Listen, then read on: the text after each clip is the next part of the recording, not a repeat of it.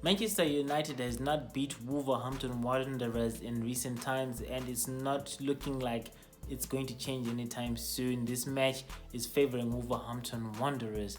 Let's start by looking at Matt Doherty versus Luke Shaw. Matt Doherty is a beast of flying fullback. Last season he had 4 goals and 5 assists, and it's looking like a good time for him to add to that tally against Luke Shaw. Why am I concentrating on Luke Shaw? Luke Shaw is rather weak at the moment. If you see last week versus Chelsea, Palmieri managed to create a big chance for Pedro, which Pedro missed. Tammy Abraham hit the post while operating in between the area patrolled by Luke Shaw and Maguire. You also notice that Azpilicueta terrorized Luke Shaw, managing to actually put in a couple of crosses with Luke Shaw not offering much going in the opposite direction. You'll also note that Pedro managed to engineer 4 key passes from the area that Luke Shaw was operating from. Unlike Wan-Bissaka, who was also being passed and tackling, Luke Shaw wasn't even tackling, he wasn't intercepting, he wasn't clearing the ball. So he's looking like the weakest link in defense, and it's very bad that he's coming up against Doherty. So expect Jimenez and Jota to get some joy from Doherty. Maybe an assist can come up, maybe a goal. That's the first port of call. Another point in favor of Wolverhampton Wanderers winning the battle on the right hand side, or on Luke Shaw's left hand side, is the fact that last week Wolverhampton Wanderers was under the cosh from Leicester throughout the whole match, but Maddison and Co did not manage to beat Wolves on that side. Matt Doherty, Dendonka and Bennett managed to hold the fort and ensure that no goals leaked. So you know that any side which can actually resist Leicester in the form that they are on that left wing can actually resist Luke Shaw, Scott McTominay and Anthony Martial, who are looking out of sorts, especially Scott McTominay and Luke Shaw. I'm disappointed in McTominay. I was expecting him to have a stronger start, as he was the most critical player for Manchester United at the end of the season, but he started off a bit slow. Let's see how it goes in this match, but I think it will be a bad match for him to recover in. Expect Wolves to win the right side. Whether or not they use it to feed Jimenez with something he can use against David De Gea will remain to be seen, but expect Wolves to win the war on the right side. The Wolves also have an answer for Manchester United's best tactic for getting goals. I know I mentioned earlier that Manchester United does not have a clear philosophy for the football it's playing, but it has been very successful with going down the middle. If you notice against Chelsea, the first goal was threaded through the middle, with Zuma actually fouling Rashford for that penalty. And then if you look at the third goal, Paul Pogba floated the ball high up for Rashford and was becoming a signature move, with Rashford controlling the ball and slotting the ball home through the middle. You'll also notice that Paul Pogba tore through the midfield, the centre of Chelsea, and threaded the ball through for Daniel James to score that fourth goal. Now, Wolves have got a response for this. If you look at Cody's statistics for clearances, tackles, and interceptions as the centre back who's in the middle of a back three, they're very low, right? It means he's being protected by somebody. Now, who's protecting Cody? You look at Bolly and Bennett's statistics for clearances, tackles, and interceptions. They're very high. It means those two centre backs on either side of Cody are protecting Cody. Now, this makes it hard for Manchester United to thread the ball through the middle, because they're actually supposed to get through Bolly on one side and Bennett on one side, combined with Neves. If you look at Neves' heat map, he has shown that he's very good at maintaining his area and protecting the back three, especially Cody in the middle. Very few players have got a very distinctive heat map like the one that Neves maintains. So it means that whoever is trying to attack Cody, who's the last man, will have to go through Neves and Bolly, or probably Neves and Bennett. So it's going to be very hard for Manchester United to attack through the middle, as is the case of late. Now, they've got the option of going over the top to Rashford from Pogba again. Pogba will have Cody, who's protected and thus free and able to actually attend to him. Cody sort of like roams alone in the back. So even if Pogba tries to lob it over for Rashford, Cody is going to be there to deal with Rashford. And also another thing you have to know is, before Pogba can actually launch it into the air, you have to know that there's João Moutinho and Johnny to deal with them. If you look of late, João Moutinho and Johnny have had very good statistics of tackling and intercepting high up the pitch. So you know they're going to press Pogba because they know that he's the chief creator for Manchester United, and they actually might have a very good chance of stopping him from lobbing the ball forward to Rashford. If they try to go through the wings, nothing is really going to happen, because we all know that Wan-Bissaka, even though he's good at defending to some extent, actually lets in a lot of chances. He's also not very good going forward.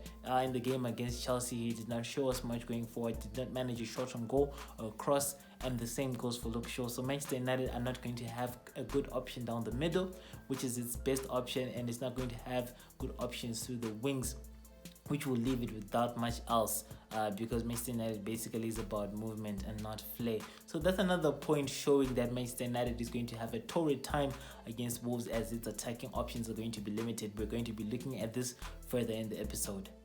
Wolves have got two people who actually create chances for it in terms of key passes compared to Manchester United's one. So it's going to be easier for Wolves to block Manchester United's creativity, as opposed to Manchester United being able to block the Wolves' creativity. If you look at Manchester United, they're heavily reliant on Paul Pogba, who had 4 key passes in the last match, even though I did mention the fact that he only made 1 key pass in the first half for the error that was made by Zuma, and it was quiet until Frank Lampard's triple substitution destabilized Chelsea and allowed Paul Pogba to be released and actually make 3 more key passes. So considering that, maybe it's the fact that Paul Pogba is sulking over the Real Madrid transfer, but in spite of what you saw last week, Paul Pogba is virtually dead. Now Manchester United will come up against Wolves, who have 2 creators in the form of Leander Dendoncker and João Moutinho. In the match against Leicester, even though they were under the cosh, they had actually the opportunity to make 2 key passes each. So Manchester United will have to pay attention to 2 different creators. If they block Moutinho, there's Dendoncker, and if they block Dendoncker, there's Moutinho. Now the question is, how will Manchester United block these 2? Looking at the left wing for Manchester United, where Dendoncker will be operating, Maguire will have the task of doing this. But the thing is, if he's busy concentrating on Dendoncker, who's going to be doing the sweeping? Lindelof is not very good at sweeping, as the ball goes beside him a lot. People can actually throw passes through his sides, and he does not recover because he's a bit slow. So Maguire is going to have his hands full. Martial is not very good at tracking back. I'm sure as Manchester United fans, you know that. And Luke Shaw, we already mentioned, is already having issues in the center. Maybe Scott McTominay will help, but Scott McTominay has also been a ghost, and you cannot rely on Paul Pogba to actually defend. He does not cover the center backs, so that's going to be an issue. Then on the side that João Moutinho is going to be operating on, yes, Paul Pogba is a good cover to some extent, but as you know, he's sulking, and he also likes to go forward and does not then give much cover to the central backs. It's going to be very interesting to see how this is going to work out. Also consider the fact that Manchester United keep 2 men in the middle of the pitch in a 4-2-3-1, which I suspect it's going to use because that's what they were drilling in off-season. Wolverhampton Wanderers, on the other hand, will have 5 men in the middle of that pitch, with Neves being the anchor. Then you have Johnny, Dendoncker, Moutinho, Doherty. I say Dendoncker, right? With Doherty on the right, then Neves in the middle, then Moutinho and Johnny, right? So that's that 5. So they'll have an opportunity to actually pass the ball around. I think Wolves is actually going to control that midfield, and with 2 creators in chief, that's going to prove to be a lot for Manchester United, considering also that Wan-Bissaka was leaking against Chelsea. It's going to be very interesting to see how Manchester United handles this, but it's another point in favor of Wolves. Ole Gunnar Solskjaer is trying to do what cannot be done with the 4-2-3-1 strategy, which is to actually have flying fullbacks, because the moment that the fullbacks fly forward, there has to be somebody covering the gaps, and that usually entails having at least 3 people in the center, with the 2 on the outside dropping to cover the wing-back positions and the 1 in the center dropping to cover the center backs.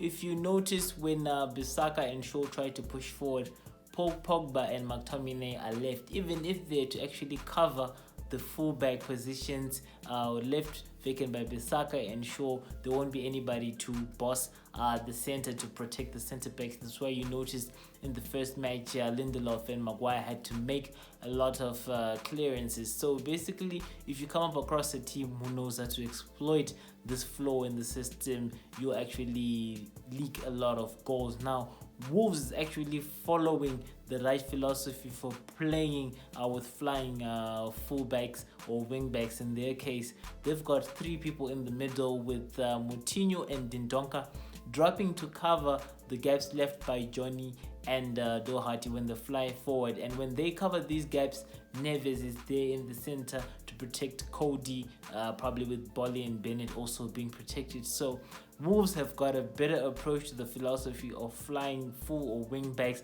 than Manchester United, as Manchester United's approach is flawed. If you notice, also Chelsea has been trying that philosophy and it's been leaving Chelsea naked, and it hasn't won to this date. It actually is not has not been as lucky as Manchester United. Another way you can actually employ the flying full wing backs properly is to have a 4-3-3 with the two of the three in the middle dropping to cover the spaces left by the fullbacks, and the center of the three in the middle dropping to cover the center back. So the 4-3-3 or the 3-5-2 is the best way to have flying fullbacks, but Ole Gunnar Solskjaer is trying to deploy flying fullbacks with the 4-2-3-1, which is not going to work. So from the get-go, Wolverhampton Wanderers will have an advantage over Manchester United in terms of the philosophy itself.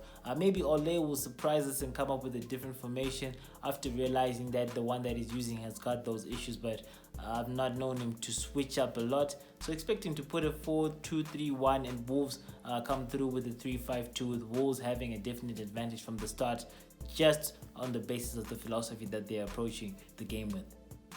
The Wolverhampton Wanderers are also better than Manchester United in the air, especially when attacking. For Manchester United, the best is Paul Pogba. And when was the last time we actually saw Paul Pogba scoring a header? We lost in Lukaku, an offensive force in the air, who actually was the person who was doing most of that for us. So Manchester United does not have an option in that regard. But for Wolves, the best people in the air are actually their attackers in the name of Jimenez and Cotrona. Cotrona actually is a substitute, but if they start, both of them know that the Wolves have decided to actually come at us from the air. Jimenez is very prolific in the air, both offensively and defensively, so expect him to be a menace if they decide to go that route.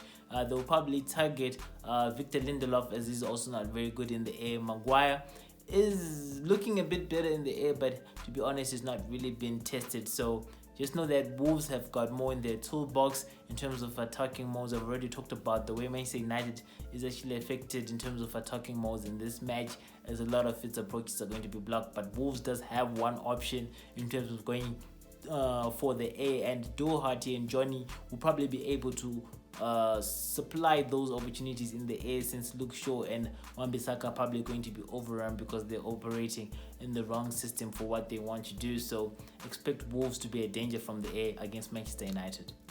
To beat the Wolves using a 4-2-3-1 is going to be very difficult. I suggest that Ole Gunnar Solskjaer use the 4-5-1, which is actually very good in countering the 3-5-2. With the 4-5-1, you've got Lindelof and Maguire in the middle. You've probably got Wan-Bissaka and Shaw on the wings. On the wings in the middle of the pitch, you probably have, who can we put there? Probably Lingard at the extreme right because he's a runner. You probably put Mata and Matic in the middle together with McTominay and or Pogba, depending on who you want to choose this. So let's just say Lingard, Pogba, Matic, McTominay, and then on the left you probably put Anthony Martial with Rashford as the sole striker, or if you switch Martial and Rashford as the sole strikers, because we want to go in this game with the view of blocking all the moves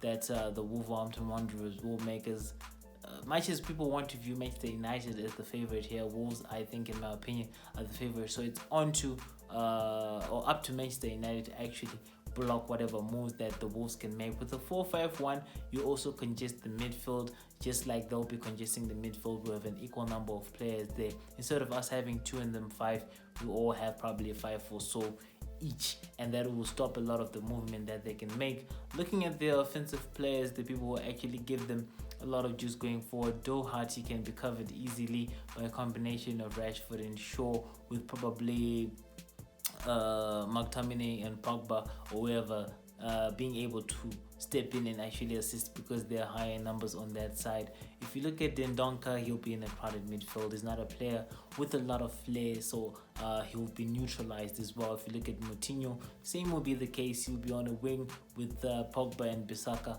who will sort of like to play well together, and Lingard will actually be able to jump in the cesspit. That the idea with the 4-5-1 is it closes the spaces just like the 3-5-2 does, forcing both teams to actually look for alternative ways to goal. Even if they try to go through the air or etc, there'll be a lot of men to actually cover that. And Manchester United has shown that it's very good on the counter attack. Paul Pogba will then take a chance and probably launch one at Rashford, even though Cody will be protected by Bennett, and Bolly and Neves will actually have a greater chance if we have more men in the center of the field, because if we use the 4-2-3-1, probably Wolves will control the center of the field and will control the match. I don't know. Let me know in the comments below what you think about the 4-5-1 that I suggested, but I think it's Ole Gunnar Solskjaer's best chance of blocking the 3-5-2. Let's see how much he's willing to get out of his comfort zone and switch from the 4-2-3-1 in response to the threat that the Wolverhampton Wanderers actually pose.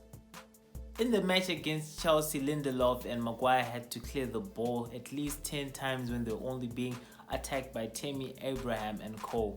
Wolverhampton Wanderers will have a twin gun, and this will mean much more work for Maguire and Lindelof, and a high chance of them actually having issues. Now, shots on target, you notice that Rashford and Martial in the last match had 2 each. Same with Jimenez. Jota was a bit quiet, but if he should come alive, or if they substitute Jota for Coutron, expect Maguire and Lindelof to have a lot of work. Now, considering the fact that also Chelsea had a 4-3-3, means that there were less people attacking the Manchester United goal, but still had turn clearances because McTominay and Pogba were not doing a good job of covering the centre backs. Now, Wolverhampton Wanderers is not only going to be coming with a twin gun, it's also going to be attacking through Dendonka and through Moutinho and the flying wing backs instead of the full backs that Manchester United saw against Chelsea. So expect Dendonka and Moutinho and Jota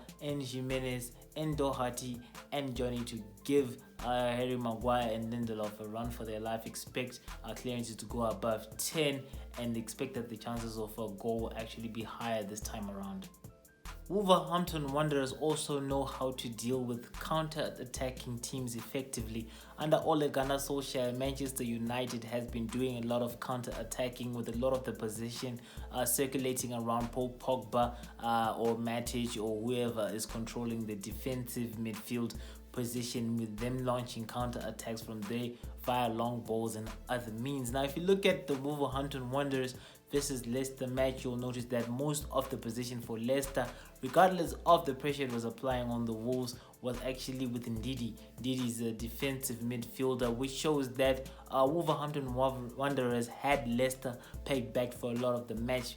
Most of the possession for the Leicester players was Ndidi and the players at the back, not the players in the middle or the players at the front. And Manchester United already deploys a submissive tactic waiting to counter attack, so expect the Wolves to peg us back and to be in our half with the heat maps showing that point exactly. And now this is going to be dangerous for Manchester United because Paul Pogba is easily dispossessed and he can actually lose the ball in the area, and you have Wolves creating a lot of chances. So expect Manchester United to be under pressure from Wolves, with Wolves dominating the attack, probably spending a lot of the time in the second and our final third as opposed to the opposite. Since Ole Gunnar Solskjaer has drilled this counter-attacking mentality into Manchester United all this time, do not expect them to suddenly change philosophy and be the one spending most of its time attacking and in the other team's final third. I think this was actually going to work to Manchester United's disadvantage, because unlike with Chelsea, Wolverhampton Wanderers has a more formidable attack, and it's going to be very interesting.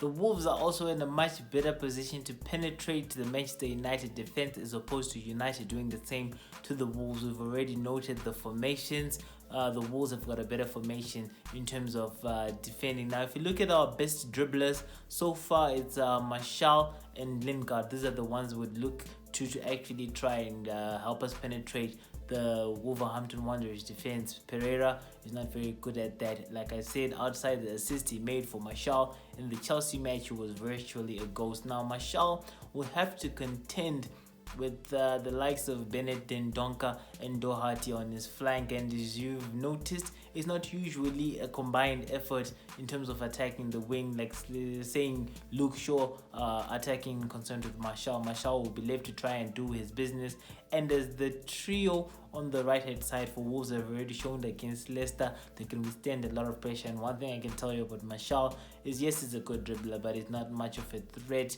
compared to what Wolves had faced against Leicester on the wings, so that will be neutralized. Then if you look at Lingard is also good at taking opportunities and creating space for himself in the middle, but he'll be up against Neves, who actually is a rock in that area covering Cody. And like I've already said, Cody has not been able, has not needed actually to make a lot of clearances and interceptions and tackles, because he has also been covered not only by Neves but by Bolly and Bennett. So expect Lingard with this level of skill to not also be able to penetrate. However, looking at the other side, you've got Diogo Jota as Wolves' best dribbler or penetrator of defenses. Now, who is he up against? He's up against Paul Pogba, who we've already highlighted in past episodes as someone who's very easy to pass because he's not very disciplined defensively. After Paul Pogba, you're going to have probably Wan-Bissaka assisting. Maybe he'll probably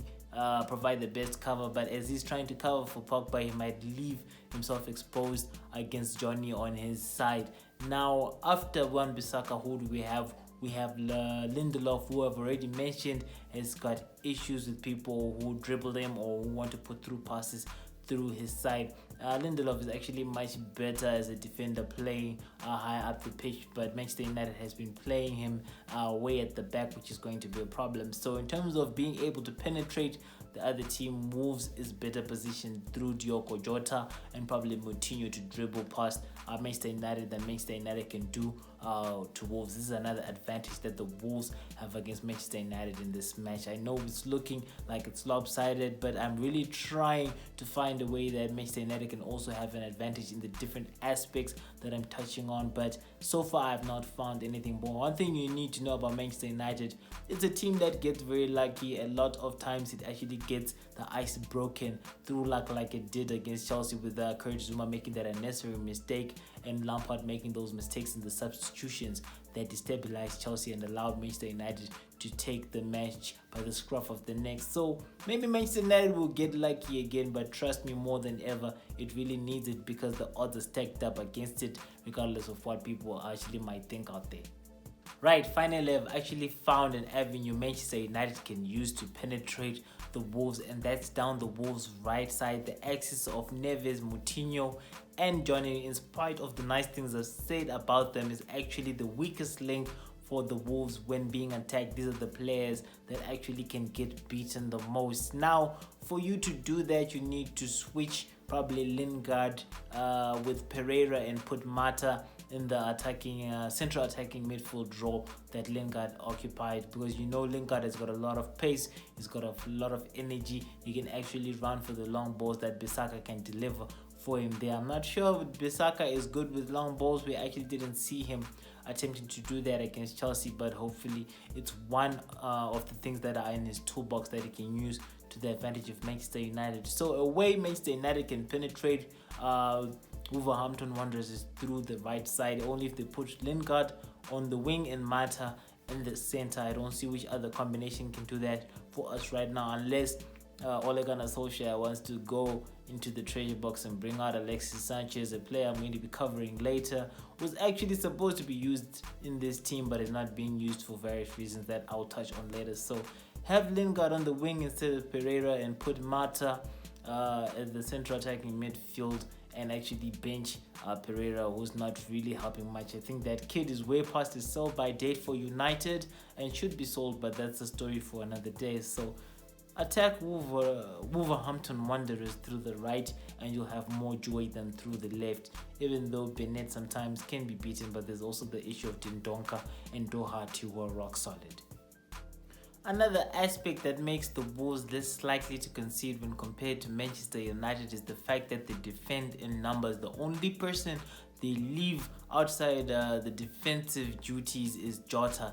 Jimenez is actually topping the charts in terms of his defensive work, especially from the air. They're willing to sacrifice and scramble and go back and defend the goal. Manchester United, meanwhile, Martial, Rashford, Lingard and the likes are not that disciplined. So when Manchester United is attacking the Wolves will have more people in the back, as opposed to when the Wolves attack Manchester United, you're going to have a few left, especially for the counter attack. So this makes it more likely like a draw or a Wolves win instead of a Manchester United win, because basically Wolves have got less chance of conceding than Manchester United.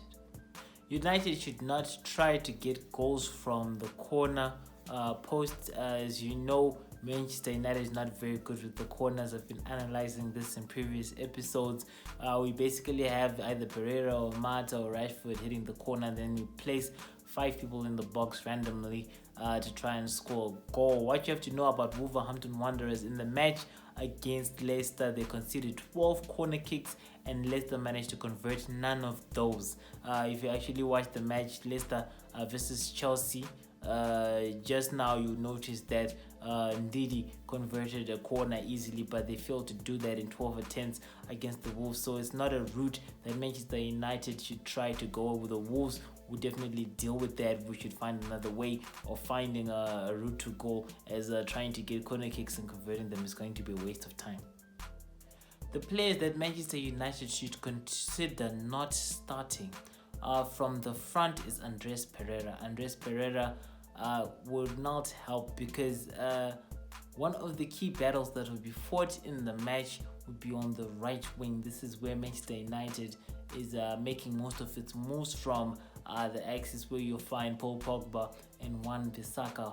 You also need a winger who's going to assist in the attacks from the right side. That's where Manchester United is going to be coming from, either going to the center or still continuing down the right. Is from that right side. You need to remove Pereira and put Lingard on that side. Another player you should consider not starting is Scott McTominay. Scott McTominay will not help much on the left wing, which is where the Wolves are going to be attacking from. That access with Doherty, Dendonka and Bennett. It's shown in the Chelsea match, in the Leicester match, that is the Wolves' center of operations, even in terms of possession. Doherty is a big presence on that side, and it's where a lot of moves happen. Now, if you put McTominay didn't do a good job of covering the defense last time out, and don't expect him to change up and switch up and upgrade in the space of one match. So consider replacing McTominay with Matic, or placing him alongside Matic. Like I already suggested, Manchester United need a 4-5-1 in order to deal with the Wolves properly. Another player you might consider replacing is Luke Shaw. Luke Shaw is not really offering much right now. I don't know if Ashley Young is that fit or is that match ready, but you should really consider playing Ashley Young or what would you call this, Damian, in that same spot, because Luke Shaw looks like he's going to be overrun by Doherty and Cole at a higher level. Also, somebody you should consider replacing is Lindelof himself with Chris Smalling. Like I said, Lindelof is prone to the dribble. He's also prone in the air. He's prone to the through pass. The only thing that the Wolves do not really use a lot is the through pass, but through the air and through the dribble, they'll come at him hard and he might not be able to do that. So consider replacing him as well. And maybe to also offer a threat going forward, consider replacing Wan-Bissaka. he is leaking, and at the same time he is not going forward and providing anything. You want to consider Diogo Dalot, because Johnny is a bit weak. Even though yes, this Willy Bolly is very good at intercepting and tackling, it will give Manchester United an outlet of its own that it can attack with Wolves dominating the right side, their right side, and Manchester United dominating Wolves' left side, but only if you replace Wan-Bissaka with someone a bit more adventurous like Dalot. So those are the suggestions that I think you should consider. I don't know what you think about those suggested player changes. Let me know in the comments below. If you disagree, it's all right. If you agree, it's all right. Let's just share and see how best Manchester United can proceed with this match.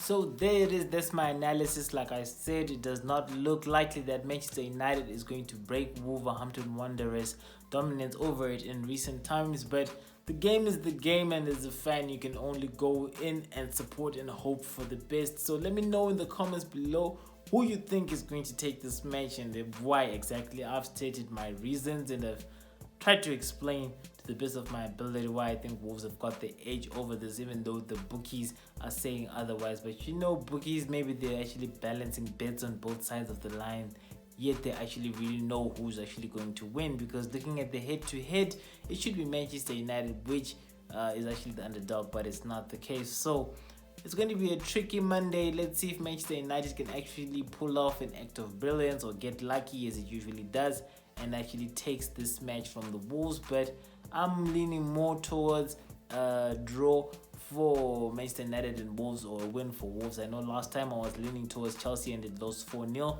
but upon further analysis I sort of uncovered why that was the case. Zuma made an unnecessary error, and Frank Lampard himself made tactical errors that gave the match to Manchester United. But if you watch the first half, first 20-30 minutes, you would have agreed with me that Chelsea was on fire and was actually just supposed to take that match. So something like that might actually happen, where Wolverhampton Wanderers behaves in a way that it's not supposed to behave, and Manchester United emerge with this match. But if you're a betting person, again, I'm the critique and I'm saying please do not bet for Manchester United to win. This is the end of the show. I'll see you in the preview, actually in the review of this match, before we go into the preview of the Crystal Palace match. So remember to subscribe, hit the notification button, like and share this video, and help this channel to grow, because I've got some serious insights, not only about previews and reviews, but I've got other issues that I cover. So if you want that and more, help the channel grow, and I'll keep on bringing the videos. Cheers.